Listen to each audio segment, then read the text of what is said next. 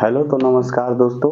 जैसा कि आप लोग एकदम बिल्कुल मस्त और तंदुरुस्त होंगे, तो दोस्तों आज हम आप लोगों के लिए एक नया जीके का वीडियो लाए हैं, जिसमें कि मैं आप लोगों को कराने वाला हूं चेदी राजवंश। तो दोस्तों इसमें एक चीज़ और समझना है कि इस वीडियो में चेदी राजवंश जैसे ही खत्म हो जाएगा, मैं मौर्योत्तरकालीन भारत पर विदेशी आक्रमण को भी इसी वीडियो में कराने वाला हूं। तो दोस्तों इसलिए वीडियो को बढ़िया से और अच्छे से जो है अंत तक देखिएगा। चलिए दोस्तों आते हैं चेदी राजवंश पर। तो दोस्तों यहाँ पे क्या कह रहा है कि चेदी जो राजवंश है उसका संबंध किससे है, तो कलिंग से है। चेदी राजवंश का संबंध किससे है, कलिंग से है। थोड़ा सा इसमें जो है मतभेद है, चेदी राजवंश में थोड़ा सा मतभेद है, लेकिन फिर भी मैंने इस ऐसे ऐसे पॉइंट को लिया है जो कि आपके जो है डाउट को क्लियर कर देगा। तो जैसे कि दोस्तों यहाँ पे देखते हैं हम लोग पहले कलिंग राज्य के विषय में जानकारी। कलिंग राज्य के विषय में जानकारी हमें अष्टाध्यायी से मिलती है। अष्टाध्यायी किसकी पुस्तक है, पाणिनि की है। महाभारत को किसने लिखा था, अष्टाध्यायी किसकी है, तो आप लोग इसको भी याद रखिएगा, किसकी है, पाणिनि की है। अगर मैं बात करूं महाभारत किसका है, तो महाभारत जो है वो वेद व्यास ने लिखा था। किसने लिखा था, वेद व्यास ने लिखा था। रामायण किसने लिखा था मेरे भाई, वाल्मीकि ने लिखा था। रामायण को किसने लिखा था, वाल्मीकि ने लिखा था। यदि हम बात करें रघुवंश महाकाव्य की, तो इसको किसने लिखा था, कालिदास ने। किसने लिखा था, कालिदास ने। अगर हम लोग बात करें कि 10 कुमार चरित किसने लिखा था, तो दांडी ने। 10 कुमार चरित किसने लिखा था, दांडी ने। और जातक कथा किससे संबंधित है, तो मेरे भाई बौद्ध धर्म से। और उत्तराध्ययन सूत्र किससे संबंधित है, तो जैन धर्म से। अगर हम लोग बात करें कि खारवेल हाथी गुम्फा अभिलेख कहाँ है, तो हाथी गुम्फा अभिलेख जो है वो भुवनेश्वर उड़ीसा में है। कहाँ है, भुवनेश्वर उड़ीसा में। भुवनेश्वर उड़ीसा में है मेरे भाई। तो चलिए यहाँ से कुछ पॉइंट जो है आप लोगों का क्लियर हो गया होगा। क्या कह रहा है कि कलिंग राज्य के बारे में जो जानकारी है वो हमें कहाँ से प्राप्त होती है, तो अष्टाध्यायी पुस्तक से, महाभारत, रामायण, रघुवंश महाकाव्य, 10 कुमार चरित्र, जातक, उत्तराध्ययन सूत्र और खारवेल के हाथी गुम्फा अभिलेख से हमें कलिंग के बारे में जानकारी प्राप्त होती है। जिसमें महत्वपूर्ण कौन है, तो मेरे भाई हाथी गुम्फा अभिलेख सबसे महत्वपूर्ण कौन सा है, हाथी गुम्फा अभिलेख। तो ये यहाँ पे पॉइंट लिखा हुआ भी है कि जिसमें हाथी गुम्फा महत्वपूर्ण है। चलिए देखते हैं आगे दोस्तों। चेदी वंश का संस्थापक संभवतः मतलब मतभेद है, माना जाता है। इसको माना जाता है, किसको माना जाता है, महामेघ वाहन को। चेदी वंश का संस्थापक किसे माना जाता है, तो दोस्तों किसको माना जाता है, महामेघ वाहन को। और यहाँ पे हम लोग बात करें कि चेदी वंश की राजधानी, चेदी वंश की राजधानी कहाँ थी, तो चेदी वंश की राजधानी जो थी वो सोत्थवती थी। कहाँ पे थी दोस्तों, सोत्थवती, जिसे हम लोग सुक्तिमती के नाम से भी जानते हैं। इसका जिक्र कहाँ है, महाभारत में है। सुक्तिमती का जिक्र कहाँ पे है, महाभारत में है। तो हम लोग ये क्या क्या इसमें जान गए कि चेदी वंश की राजधानी कहाँ है मेरे भाई, सोत्थवती। और सोत्थवती को ही हम सुक्तिमती के नाम से भी जानते हैं। चेदी वंश के विषय में मतभेद है, चेदी वंश के विषय में मतभेद है, परंतु इसका एकमात्र प्रतापी शासक कौन है, खारवेल।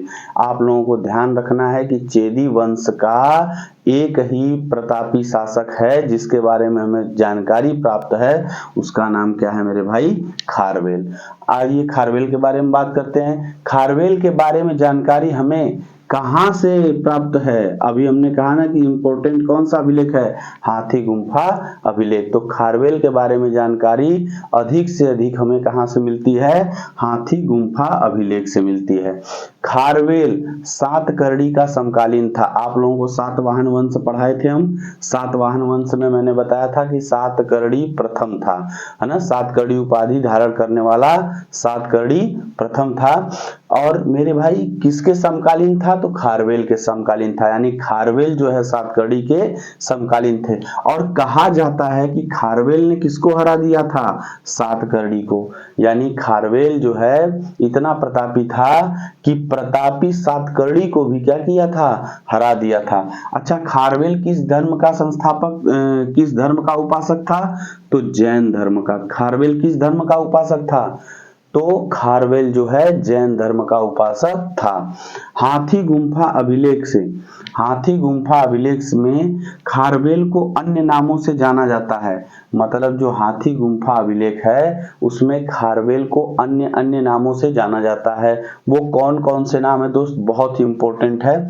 कौन कौन से नाम है, कलिंग अधिपति, क्या नाम से इसको जाना जाता है, इसके अन्य नाम क्या है, कलिंग अधिपति। किसको कहा जाता है, खारवेल को। खारवेल को कलिंग अधिपति भी कहा जाता है, लेमराज भी कहा जाता है, वृद्धराज भी कहा जाता है, भिक्षुराज भी कहा जाता है, धर्मराज भी कहा जाता है, और मेरे भाई महामेघ वाहन भी कहा जाता है। तो अब आप लोगों को क्लियर हो गया होगा कि खारवेल को किस किस नामों से जाना जाता है, कलिंग अधिपति, लेमराज, वृद्धराज, भिक्षुराज, धर्मराज और महामेघ वाहन। इसने यूसिक राजाओं, किन कौन से राजाओं को, यूसिक राजाओं की राजधानी, यूसिक राजाओं की राजधानी को पूर्णतः क्या कर दिया था, नष्ट कर दिया था।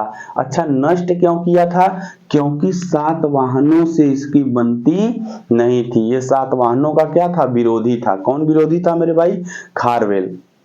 खारवेल जो है सातवाहनों का विरोधी था, तभी तो सातकर्णी से युद्ध किया था। तो खारवेल जो है सातवाहनों का विरोधी था, इसी के लिए। और जो यूसिक राजा है वो सातवाहनों के सहायता प्राप्त करते थे, उनसे सहायता लेते थे, इसीलिए जो है उसने यूसिक राजाओं को क्या कर दिया, उनकी राजधानी को नष्ट कर दिया। तो दोस्तों अब चलिए चलते हैं नेक्स्ट स्लाइड पे। तो दोस्तों इसने जो है तनसूली नहर को अपने राज्य में मिला लिया था। अच्छा, इसका राज्य का नाम अभी आप लोगों को बताया, याद है कि नहीं, सोत्थमती या सुक्तिमती। आप लोग ध्यान दीजिएगा, सोत्थमती या सुक्तिमती। तो इसने तनसूली नहर को, ये इंपॉर्टेंट प्रश्न है, तनसूली नहर को अपने राज्य में मिला लिया। जबकि तनसूली नहर को बनवाया किसने था, तो नंदों ने बनवाया था। नंदों ने जो है तनसूली नहर को बनवाया था, लेकिन इसको मिलाया किसने अपने राज्य में, कलिंग नरेश खारवेल ने। इसने अपना विवाह किस किस राजा की पुत्री से, तो ललक हत्थी सिंह नामक राजा थे, उनकी पुत्री से विवाह किया और मसूलीपट्टम को जीत लिया। देखिए दो चीजें ध्यान दीजिएगा, ललक हत्थी सिंह की पुत्री से इसने विवाह किया, किसने, खारवेल ने, और किसको अपने राज्य में मिला लिया या जीत लिया, मसूलीपट्टम को। यहाँ इसने देखो एक काम किया है, मसूलीपट्टम में गधों का हल चलाया है। किसका हल चलाया है, गधों का हल चलाया है। कह रहा है कि मसूलीपट्टम में पिथुंड नगर में, किस नगर में मेरे भाई, पिथुंड नगर में गधों का हल चलाया है। किसका हल चलवाया, गधों का हल चलवाया है। आगे देखिएगा, खारवेल ने ब्राह्मणों को सोने का कौन सा वृक्ष प्रदान किया था, कल्प वृक्ष। कहा जाता है कि कल्प वृक्ष जो है, सागर मंथन जब हुआ था तो उसमें कल्प वृक्ष निकला था, जिसको देवताओं ने इंद्र को सौंप दिया। तो यानी कल्प वृक्ष को जो है, कल्प वृक्ष वो भी कैसा, सोने का। इसकी पत्तियां भी किसकी बनी होती थी, सोने की बनी होती थी।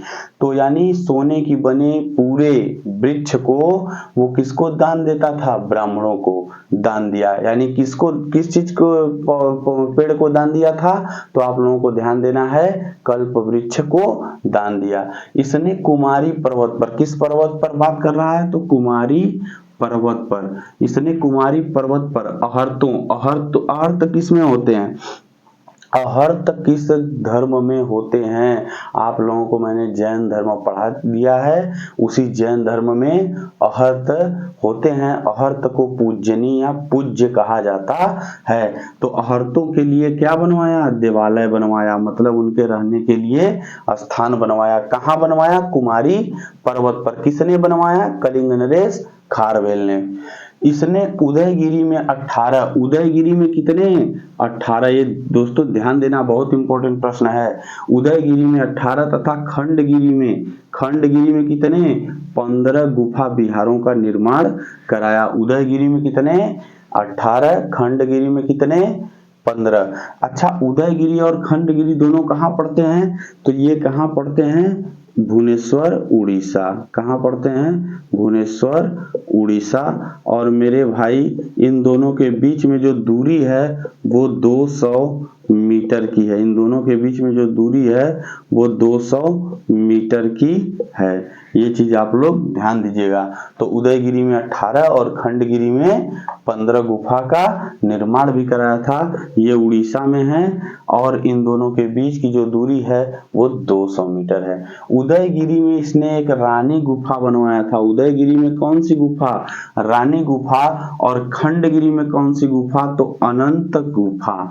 एक चीज आप लोग ध्यान दीजिएगा, उदयगिरी में रानी गुफा और खंडगिरी में अनंत गुफा का निर्माण कराया था, जो कि किस कोटि के हैं? उत्कृष्ट कोटि के हैं, यानी सबसे अच्छे कोटि के हैं। तो चलिए दोस्तों, आज हम लोग जो है चेदी वंश को यहीं पे समाप्त करते हैं। और दोस्तों किसी कारणवश आज मैं जो है मौर्य उत्तरकालीन